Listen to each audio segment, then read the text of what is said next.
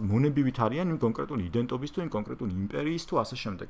მაპატიეთ, მაგრამ პატრიოტიზმიც იდენტობაა და არ შეიძლება პატრიოტიზმის ამოფარებული რაღაცას იმაშუებოდე, რა ქვია. ანუ ინდივიდის უფლებაზეა საუბარი და ადამიანის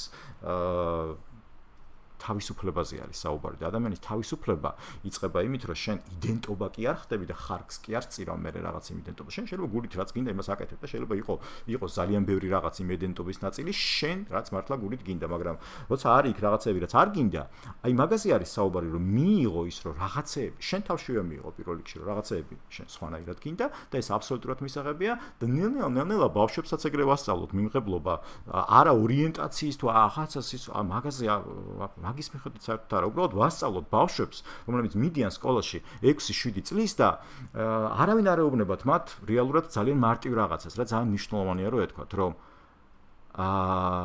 როგორც დედა და მამა ყველას განსხვავებული ყავს და როგორც აი თუნდაც აი სხვადასხვა ოჯახში და ძმა განსხვავებული ასე ყველანი განსხვავებულები ვართ ერთ ოჯახშიც კი როდესაც ვიზრდებით და სხვადასხვა ოჯახში მით უმეტეს ყველანი სხვადასხვანი განსხვავებულები ვართ და აუხსნათ ბავშვებს თავიდანვე და მე დიდობაშიც გავეხსენოთ ეს რომ აი ესეთი განსხვავებულები ვართ მე რა რომ სამწუხაროდ ჯერ განათლების სისტემა იქამდე ვერ მივიდა რომ განა ჩვენი ჩამოყალიბების აი ყალიბად მის პროცესი კი არ მართოს, არამედ ჩვენი შიგნით ჩვენი აღმოგვაჩენინოს ვინ ვართ, გულახდი არ მოგვერიდოს რაღაცეები გამოვხატოთ, აი ორიენტაცია ხო არ არის. რაღაცეები უნდათ ბავშვებს და ამას ჩაუკლავთ ხოლმე და ვეუბნებით რომ არა ესენია მნიშვნელოვანი ცხოვრებაში.